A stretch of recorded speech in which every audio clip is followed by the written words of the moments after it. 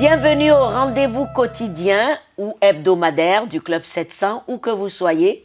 Encore un autre jour, un autre rendez-vous, mais Seigneur qui ne change jamais. Tout à fait, Massi. Oui. Parce que chaque jour est une vie, comme on dit. Et chaque jour est une vie bénie. Amen. Massi et moi, le pasteur Raymond Kofi, pour vous servir dans votre programme préféré, du Club 700. Aujourd'hui, nous allons parler de très bonnes choses que le Seigneur fait dans la vie des gens. Il y a ici l'histoire de deux personnes, très jeunes encore, qui ont décidé, malgré tous les conseils, de se plonger dans le mariage. Résultat, alors découvrez.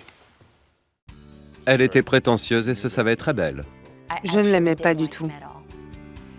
Il était très grossier.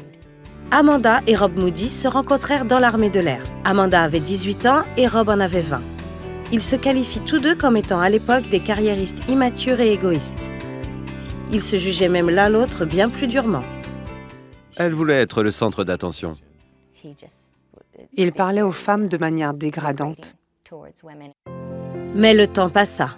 J'ai pu la connaître un peu mieux et j'ai vu ce qu'il y avait derrière sa façade. J'ai pu voir un autre aspect de sa personnalité que j'ai trouvé attirant. Nous avons commencé à passer plus de temps ensemble.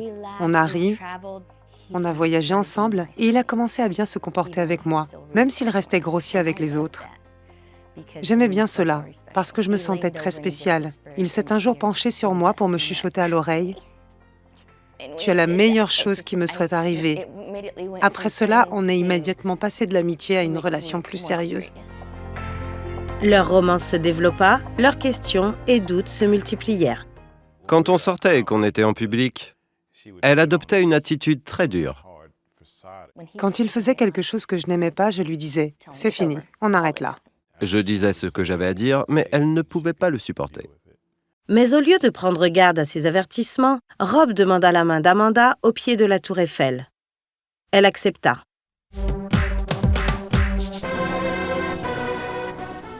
Je pense qu'il a ensuite réalisé que je n'avais aucune aptitude à être la femme de qui que ce soit. Je n'aimais ni cuisiner, ni nettoyer. C'était le chaos. Je la traitais de paresseuse. Je lui disais « Tu es une adulte, tu dois savoir t'occuper de toi-même. » J'avais une attitude qui lui faisait comprendre « Écoute, si tu ne fais pas ce que je dis, si tu ne me traites pas comme j'ai envie d'être traitée, je trouverai vite quelqu'un d'autre. » Il y avait chaque jour sujet à dispute. J'en ai vraiment eu assez de son attitude carriériste. J'ai reçu beaucoup de récompenses, de félicitations, et il disait « Si seulement il savait qui tu es vraiment, tu recevrais rien du tout. » Plus il disait ce genre de choses, plus j'imaginais qu'il ne me considérait pas. Elle finissait par s'en aller. Je me disais que ça devait être sa faute, puisque chaque fois que j'étais avec lui, ma vie se transformait en désastre. 2 ans plus tard, Amanda le quitta pour de bon. Elle demanda le divorce et mit leur maison en vente. Leur séparation légale commença son cours. J'avais l'impression d'avoir été frappé à l'estomac. Je ne pouvais pas le croire. J'ai téléphoné à ma mère et elle m'a dit « Ça n'ira jamais si tu ne mets pas Dieu dans ta relation. » J'ai alors trouvé une église et je me suis mis à la fréquenter. J'ai dit au Seigneur que je me soumettais à lui. J'avais tout essayé et ma vie n'avait été qu'un fiasco. Je me suis donc soumis au Seigneur et j'ai accepté Christ dans ma vie. La mère de Rob l'appelait chaque matin pour prier avec lui. Pas seulement pour ma relation avec Amanda, mais aussi pour que je puisse devenir l'homme que j'étais censé être. Et je voulais être cet homme. Je voulais vraiment être un bon mari. Je ne savais simplement pas comment faire. Rob voulait désespérément retrouver Amanda. Tandis que je priais, j'ai compris que Dieu allait restaurer mon mariage. De son côté, Amanda ne voulait plus entendre parler de Rob. J'étais terriblement fâchée contre lui. J'avais le sentiment qu'il m'avait détruite. Et je suis tombée dans une profonde dépression. Je me suis sentie tellement seule. Plusieurs mois plus tard, Amanda et Rob se rencontrèrent pour finaliser la vente de leur maison. Je me souviens, quand Rob est entré dans le bureau, il était tellement élégant que j'avais l'impression qu'il brillait. Et non seulement il avait l'air impeccable, mais il a été charmant avec moi. Après la conclusion de la vente, Amanda avait besoin d'une dernière signature de Rob pour finaliser leur divorce. Lorsque Rob signa le papier, sa foi piqua du nez. J'en étais arrivé à me dire que ma vie était finie. Quelques jours plus tard, au plus grand étonnement de Rob, Amanda l'appela. Elle m'a dit « Qu'est-ce qui t'est arrivé ?» J'ai répondu « Dieu a changé ma vie. Je suis chrétien à présent. » Je me suis dit, je ne connais rien sur Dieu. Mais si c'est ce que Dieu peut faire dans la vie d'une personne, je le veux, j'en ai besoin. Je lui ai dit « Viens à l'église avec moi. Tu pourras recevoir autant que j'ai reçu. » Le pasteur a prêché sur l'amour inconditionnel du Père. De toute ma vie, je n'avais jamais compris ni imaginé que quelqu'un pouvait m'aimer ainsi. Et je voulais cela. J'ai dit, moi aussi je veux être sauvée. Et je l'ai accepté. J'ai été sauvée. 8 mois plus tard, Amanda demanda Rob en mariage. Je lui ai demandé, veux-tu être mon mari à nouveau? Il a dit oui. Nous sommes ensuite allés au tribunal. C'était comme effacer quelque chose, redresser quelque chose qui avait été tordu. Rob et Amanda disent que reconstruire un mariage n'est pas facile. Pour moi, ceci signifie que ce que nous avons essayé de construire nous-mêmes a échoué, tandis que ce que lui a décidé ici est éternel. Nous sommes des personnes différentes, qui aiment Dieu avant toute autre chose. Les Moody font en tout cas quelque chose de bien. 12 ans plus tard, cette ancienne sergent-major fait l'école à ses 4 filles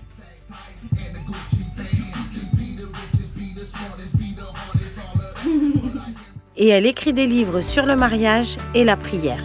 Quant au mari de cette ancienne militaire, il sert toujours dans l'armée de l'air et s'attache à lui montrer beaucoup d'amour. Je ne peux pas imaginer vivre sans elle. Je suis tellement reconnaissante qu'il ait prié pour moi. Je pense qu'on abandonne trop rapidement. Peu importe les circonstances, il faut lutter jusqu'au bout. Eh bien, je voudrais associer le pasteur à ce ministère beaucoup plus tard pour prier pour les couples en détresse. Mais en attendant, je voudrais quand même vous dire quelque chose. Il ne faut pas, quand vous êtes jeune, supprimer le conseil des anciens. C'est un avertissement. Le mariage, ce n'est pas seulement le jour de la réception, c'est un engagement pour la vie. Et le Seigneur nous dit dans le livre d'Ecclésiaste que la corde à 3 brins ne se rompt pas facilement. Quand des personnes plus âgées et expérimentées vous parlent, vous donnent des conseils, il faut discerner la voix de Dieu dans ces conseils avant de vous lancer dans le mariage. Alors, pasteur, 38 ans de mariage, bravo. Merci, Massi. Je voudrais qu'on prie ensemble pour les couples en détresse. Seigneur, nous te présentons tous ceux-là qui suivent ce témoignage et qui luttent dans leur foyer, qui n'ont pas compris ta voix.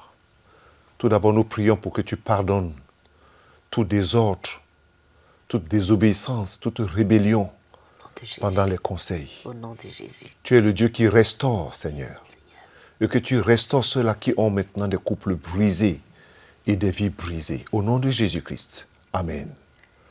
Vous savez, c'est très important d'attendre le temps de Dieu avant le mariage. Donc, si vous êtes très jeune et que les parents vous disent « Attendez, obéissez, allez devant la face du Seigneur et attendez ». C'est très, très, très important.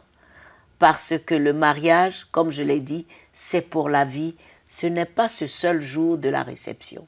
Ce n'est pas seulement la belle robe, le beau gâteau, la danse. C'est tout un programme divin. Que Dieu vous bénisse. Que Dieu vous bénisse. Merci, Massi. C'est toute une vie qu'il faut arranger. Mais ne nous quittez pas. À tout de suite.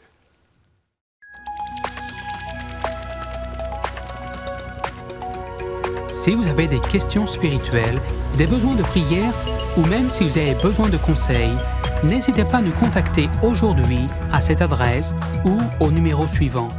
Nos conseillers sont là pour vous aider. N'oubliez pas, nous sommes là pour vous.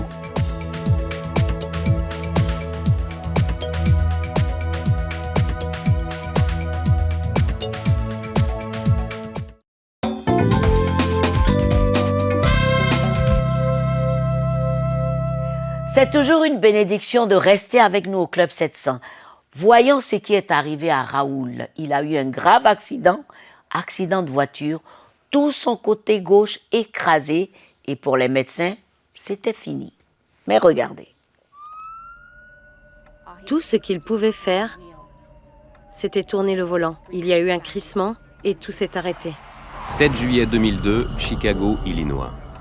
Un conducteur a perdu le contrôle de son véhicule et a percuté un minivan avec 5 personnes à bord après avoir traversé la borne centrale. Dans le van, il y avait le pasteur Raoul de la Mata, son épouse Elisabeth et leurs 3 enfants. J'ai été fort perturbée par ce que je voyais. Et ma première réaction a été d'appeler le Seigneur à l'aide. Elisabeth et le cadet de ses enfants n'avaient que des blessures mineures, tandis que les 2 adolescentes souffraient de fractures sans gravité majeure. De son côté, Raoul fut téléporté à l'hôpital de Loyola dans un état critique. Ils m'ont dit « Nous sommes désolés, mais votre mari est entre la vie et la mort. » Je me sentais impuissante. Raoul souffrait de fractures multiples aux bras, fémurs et pelvis, mais le souci majeur des médecins était de le maintenir en vie. Sa tension avait atteint un niveau critique et il souffrait d'hémorragie interne. Le docteur Michael Stower était son chirurgien orthopédique principal. Dans le cas de blessures au pelvis, particulièrement dans un accident de voiture, c'est souvent une indication que d'autres organes ont été touchés. Après des heures de recherche, les médecins découvrirent qu'une veine au niveau du pelvis avait été sectionnée. Ils stoppèrent l'hémorragie et attendirent que le patient se stabilise. Au même moment, Elisabeth demanda la prière à leur église. Ils ont prié pour qu'il ne meure pas, qu'il vive, qu'il puisse marcher et qu'il puisse continuer de prêcher. Ce n'est que des heures plus tard qu'Elisabeth fut autorisée à voir son mari, qui oscillait sans cesse entre conscience et inconscience. J'ai été dévastée quand j'ai vu ce que j'ai vu. Je ne le reconnaissais pas du tout. J'ai retenu mes larmes parce que je voulais être une épouse forte et je lui ai dit « Chérie, nous allons bien. Nous t'aimons et nous prions pour toi. Tu vas t'en sortir. Tu es fort, tu es un conquérant. » Ils prièrent toute la nuit. Au matin suivant, Raoul était stable. Les médecins s'attelèrent alors à réparer les fractures et cherchèrent les signes de lésions internes. Elisabeth se souvient de la nouvelle. Aucun organe interne n'avait été perforé. Quand le médecin est venu me l'annoncer, il m'a dit « Il n'y a que quelques os de cassés. Nous pouvons nous en occuper sans problème. » J'ai ressenti une grande paix et j'ai dit « Merci Seigneur, tu as écouté nos prières. » Mais Raoul avait encore une longue et difficile remise sur pied devant lui. Sur une période de 7 jours, il subit de nombreuses chirurgies de reconstruction. Par la suite, après son réveil, il fut cohérent pour la première fois depuis son accident. Le docteur Stower est entré et je me souviens qu'il a dit « Vous avez eu un accident de circulation très grave et vous allez être incapable de marcher pendant au moins 2 ans. » C'était comme si on avait mis tous mes rêves dans un gros pétard qu'on faisait exploser sous mes yeux. J'ai répondu « Mais qu'est-ce que je vais faire de ma vie ? Incapable de me tenir debout, incapable de jouer avec mes enfants, incapable de jouer au tennis avec mon fils ?» J'étais désespéré. Je me suis dit que si le Seigneur n'intervenait pas, j'étais cuit. Mon histoire était finie. Raoul, sa famille et d'autres se mirent à prier, tandis qu'il entamait une kinésithérapie rigoureuse. C'était tellement dur de le voir suivre ce traitement, mais il était très fort et il avait décidé d'aller mieux. Les progrès de Raoul furent bien plus rapides que prévu. Et après seulement 11 mois de thérapie, il était à nouveau sur ses pieds. Du déambulateur aux béquilles, des béquilles à la canne, puis de la canne, je marche en me faisant assister par quelqu'un. Et enfin, j'ai pu marcher par moi-même. Et contrairement à ce que les médecins avaient dit, ça n'a pas pris 2 ans. Aujourd'hui, Raoul marche sans aucun problème. Quand il ne s'occupe pas de son église avec Elisabeth, en Illinois, ils voyagent dans le monde pour partager leur histoire. Peu importe à quoi la situation ressemble, l'amour et la lumière de Jésus vous en feront sortir. Criez à Dieu votre Sauveur et il aidera. Il vous aidera et il vous rencontrera là où vous êtes. Les traversées de la vie, appelons cela comme ça. C'est que beaucoup se posent la question, pourquoi le pasteur Kofi parle toujours de la souffrance, de la douleur, ainsi de suite. Mais vous savez, La douleur ou la souffrance sont souvent nécessaires pour nous faire croître et progresser dans la vie spirituelle. Et puis même dans la vie. Nous ne croyons donc pas que la volonté de Dieu soit que nous échappions toujours à ces choses. Bien des choses qui nous paraissent à notre palais, c'est-à-dire à notre bouche, mauvaises et amères, nous sont d'une grande utilité le plus souvent. Nous pourrions peut-être aller plus loin et prétendre que tout poison et toutes les choses amères et désagréables au goût agissent comme un remède ou un spécifique dans une maladie ou dans une autre. Nous les appelons faussement poison. Pourquoi? Parce que nous en ignorons la propriété médicinale qui est dessus. Ne l'oublions pas, Dieu a créé toutes choses pour l'accomplissement de ses desseins. Formidable! Tout ce qui a donc été créé par Dieu l'a été d'une manière propre à remplir sa mission. Mais à cause de notre ignorance, leur vrai usage et leur application, dont nous nous en servons d'une manière qui est très souvent nuisible. Tout ce que Dieu a créé, dans tout ce qu'il a créé, je voudrais dire, il n'y en a aucune qui en elle-même qui soit mauvaise ou nuisible. Aucune dont l'usage propre fasse du mal aux créatures de Dieu. De même que toute douleur, toute souffrance est un moyen pour développer et approfondir notre vie spirituelle. C'est ce que la Bible nous enseigne. Il y a des choses qui, lorsqu'on met ça dans la bouche, c'est vraiment amer. Mais lorsqu'elles sont dedans, c'est la guérison. C'est aussi ça la parole de Dieu souvent. Lorsqu'on dit il faut vous séparer du péché, et quand on aime son péché, c'est très difficile de le laisser. Mais lorsqu'on se sépare du péché et qu'on a embrassé Jésus et la sanctification et la parole de Dieu, alors il y a du goût agréable de se savoir être pardonné et aimé de Dieu. Est-ce que tu veux prier avec moi? Je suis sûr que tu veux prier avec moi. Et le pasteur Kofi aime prier. Alors prie avec moi maintenant. Seigneur Jésus, je te prie de me pardonner vraiment, de t'avoir mis de côté dans ma vie et de n'avoir pas considéré ton amour pour moi, toi qui es mort sur la croix. En ce moment même, Seigneur, j'ai pris conscience et je prends conscience, tout en te demandant de me pardonner, de t'inviter dans ma vie. Alors invite Jésus dans ton cœur. Dis, Seigneur Jésus, viens dans mon cœur. Et sois sérieux. Seigneur Jésus, viens dans mon cœur. Sois mon sauveur et mon Seigneur. Purifie-moi de tous mes péchés et fais de moi ton enfant. Merci de me pardonner, Seigneur. Amen et Amen. Je peux te garantir d'une chose, mon ami. Si tu as fait cette prière, Dieu t'a pardonné et tu es un enfant de Dieu. Que Dieu te bénisse. Merci. Amen. Amen. Dieu soit loué. Ces desseins conçus à l'avance se sont fidèlement accomplis. C'est ce qu'il nous dit dans Ésaïe. Donc, restez calme. Et si vous avez prié avec le pasteur, appelez nos bureaux régionaux. Et pour le moment, ne nous quittez pas. À tout de suite.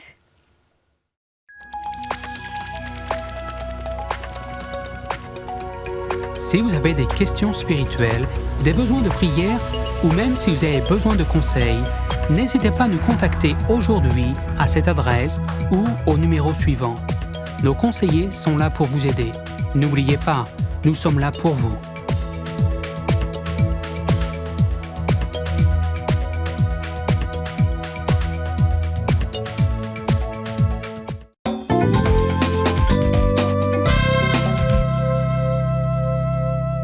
Si vous nous prenez en marche, nous sommes maintenant à notre rubrique questions-réponses avec votre ami préféré, le pasteur Kofi. Le pasteur Kofi, il y a beaucoup de questions aujourd'hui. Espérons que le Seigneur va nous conduire. Très bien. Alors, pasteur, comment faire pour être sincère avec Dieu? Comment faire pour être sincère avec Dieu? D'abord, il faut être honnête. Le Seigneur le dit dans les Écritures, dans les Évangiles. Si vous êtes honnête, si vous êtes sincère, enfin, si vous êtes honnête, oui, le mot honnête, c'est plus mieux. Honnête veut dire quoi? C'est-à-dire savoir reconnaître ses faiblesses, ses limites, ne pas prétendre. C'est ça l'honnêteté. L'honnêteté, ce n'est pas essayer de porter un masque.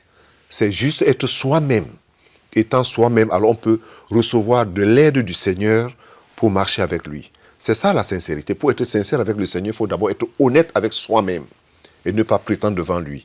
Maintenant, lui faire confiance dans sa parole. Alors ça aide à être sincère avec le Seigneur. Très bien. Deuxième question. Alors là, j'aime bien comment il dit, hein. Monsieur le révérend pasteur du Club 700.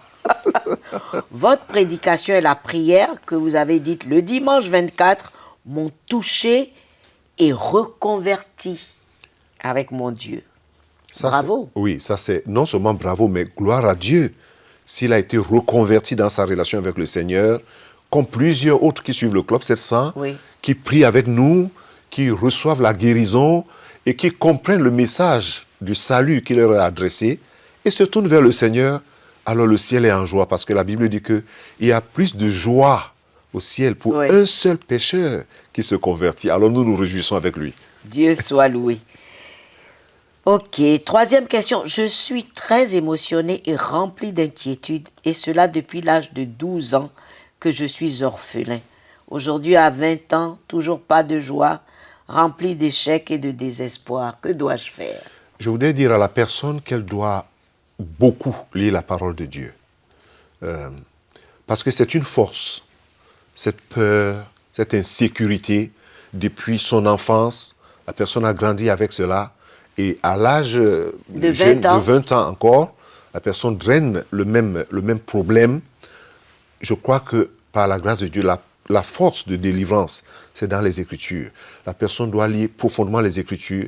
Comme le psalmiste dit, lorsque les pensées en foule s'agitent au-dedans de moi, ta parole me console, oui. Tes consolations me soutiennent. Oui. Je crois que la puissance de la parole de Dieu, parce que la parole de Dieu est vivante, il y a de la vie, il y a de la puissance dans cette parole. La lire et proclamer sa délivrance, dire que sa libération, et ne pas accepter ce poids, cette insécurité, cet esprit, parce que c'est une force qui persiste en la personne. Et si possible, de chercher une église, un bon pasteur, un pasteur, je vais dire, pas un bon pasteur, un pasteur qui est dans les Écritures et recevra le ministère de cette personne. Oui. Et nous penserons toujours à la personne. Moi, je pense qu'il faut que cette personne proclame aussi. Oui, les Écritures, disant, la parole de Dieu. La joie du Seigneur est ma force. Oui. Il faut être rempli de cette joie-là. De cette joie. Oui, oui. Oh, Seigneur, voilà une question, pasteur, à laquelle il faut bien répondre. Pourquoi on avait crucifié Jésus? Waouh! Ça ressemble à une question d'un enfant, mais je sais que beaucoup d'enfants me posent souvent cette question. Ah bon, oui, lorsqu'ils suivent le Superbook. Pasteur Kofi, pourquoi on a crucifié Jésus? Oh. Alors la bonne histoire, Massi, c'est que pour moi-même, lorsque j'étais encore plus jeune et très très petit, oui. À chaque fois, chaque année, j'allais voir le film Jésus de Nazareth, oui. Et je pleurais comme un enfant. Et je me posais toujours la question, mais pourquoi chaque année cet enfant il naît et chaque année on le crucifie, chaque année il naît et chaque année on le crucifie? Qu'est-ce qu'il a fait pour qu'on le crucifie chaque année? Oui. C'était aussi ma part de naïveté, je ne comprenais pas. Oui. Jusqu'à ce que je sois devenu adulte et puis comprendre ce que la parole de Dieu dit. Jésus a été crucifié pour nos péchés. C'est pour les péchés des hommes, de l'humanité. Les hommes, à cause du péché d'Adam et Ève, étaient séparés de Dieu. Et Dieu a cherché un moyen pour amener l'homme vers lui. Il est d'abord passé par les prophètes, oui. par les rois. Il a fait beaucoup de choses. Ça ne marchait pas. Ça ne marchait pas. Alors il est venu lui-même en son Fils. Et il a payé le prix que rien ne pouvait payer.